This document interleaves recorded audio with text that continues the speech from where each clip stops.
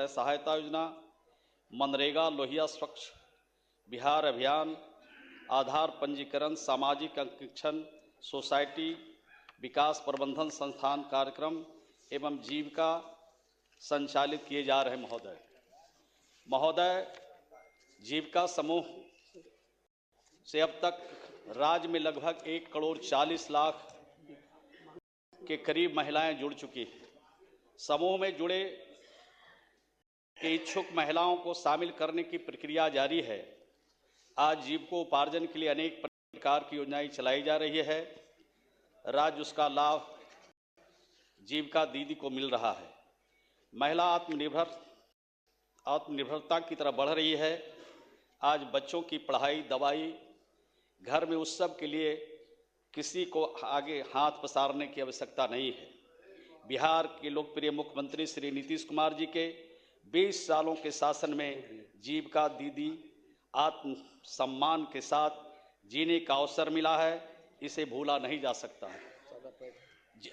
अध्यक्ष महोदय, बिहार में 2006 में विश्व बैंक से ऋण लेकर जीविका योजना की शुरुआत की गई है। जीविका योजना में स्वयं सहायता समूह का गठन कराया गया। आज बिहार देश का पहला राज्य है जहां महिलाओं को आत्मनिर्भर बनाने के लिए कई प्रकार की योजनाएं चलाई जा रही है। इस योजना को पूरी तरह धरातल पर उतारने के लिए बिहार के विकास पुरुष के नाम से प्रसिद्ध लोकप्रिय मुख्यमंत्री श्री नीतीश कुमार जी का योगदान को भूला नहीं जा सकता है। कृषि से जुड़कर काम करने वाले परिवारों की संख्या 42,54,000 से ज़्यादा है। पशुपालन क्षेत्र में काम करने वाले परिवारों की संख्या 12,04,000 से भी ज़्यादा है।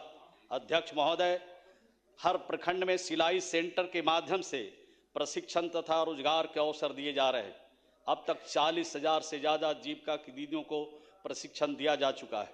वित्तीय वर्ष 25-26 में लगभग 50,000 से ज़्यादा जीविका की दीदियों को रोजगार उपलब्ध इन क्षेत्रों में किया गया है।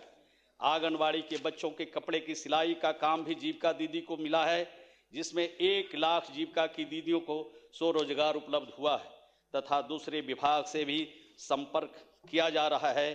काम का अवसर प्रदान करने की दिशा में बातचीत जारी है। राज्य के अस्पतालों में बेहतर स्वास्थ्य सेवा बहाल करने के लिए जीविका की दीदियों को परामर्शी के रूप में काम करने का अवसर मिला है।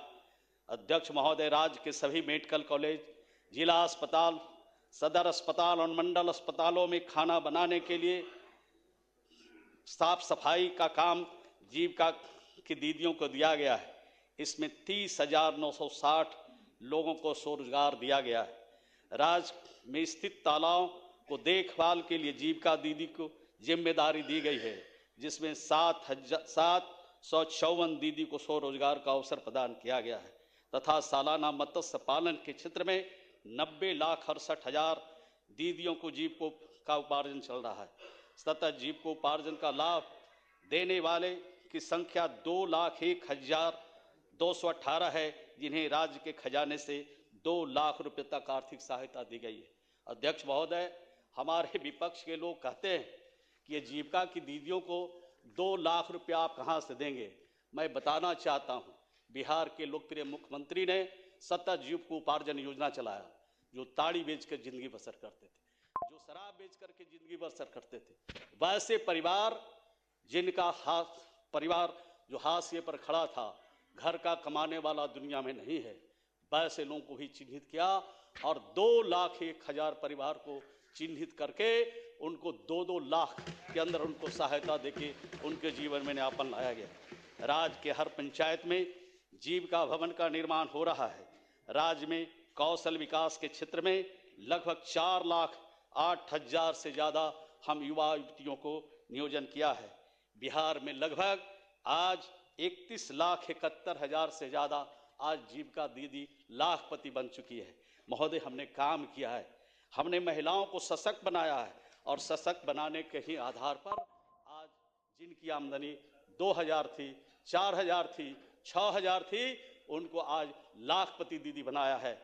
और इसी प्रकार का और भी कौशकी दूध उत्पादन समिति बनाकर हमने काम किया है।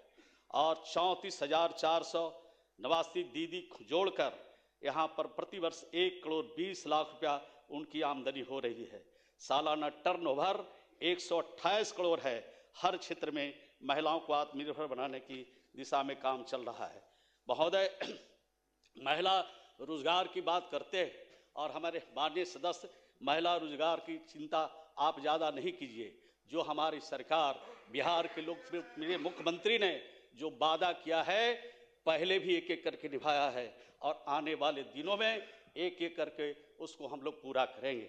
बिहार की सरकार और बिहार के लोकप्रिय मुख्यमंत्री श्री नीतीश कुमार जी ने राज्य की महिलाओं को आत्मनिर्भर बनाने के उद्देश्य से आर्थिक सशक्तिकरण की दिशा में ऐतिहासिक कदम उठाते हुए मुख्यमंत्री आपने अपनी बातों को रखा है, आपने अपनी बातों को रख दिया है, अब सरकार का उत्तर हो रहा है। इस योजना का कार्यान्वयन जीविका द्वारा किया जा रहा है। देश का पहला राज्य बिहार है जहां प्रत्येक परिवार की एक महिलाओं को अपनी पसंद का रोजगार चुनने का अधिकार दिया गया और उनके खाते में 10-10 हजार रुपया दिया गया, यानी 2 लाख और अतिरिक्त राशि भी उनको दिया जाएगा। अध्यक्ष महोदय, यह राशि महिलाओं के रोजगार के लिए है, जिससे उनके परिवार की आमदनी बढ़े, जीवन स्तर में सार्थक सुधार हो सके। अध्यक्ष महोदय, महिलाओं के उत्पादों की बिक्री के लिए गांव से शहर तक हाट बाजार विकसित किए जा रहे हैं। ऐसे ही पैसा नहीं दिया जा रहा है, उनको अन्य प्रकार की सुविधा भी दी जा रही है। इस योजना के अंतर्गत 1,56,00,000 से ज्यादा दीदियों को रोजगार परक गतिविधि संचालन हेतु 10,000 रुपया उनके खाते में दी जा चुकी है। अध्यक्ष महोदय, जीविका राष्ट्रीय स्तर पर सामुदायिक संगठन एवं स्वास्थ्य संपोषण तथा स्वच्छता के लिए संसाधन नेशनल रिसोर्स ऑर्गेनाइजेशन के रूप में भी कार्य कर रही है। इस राज्य की दीदी दूसरे राज्य में भी जाकर के वहां पर प्रशिक्षण देने का काम कर रही है।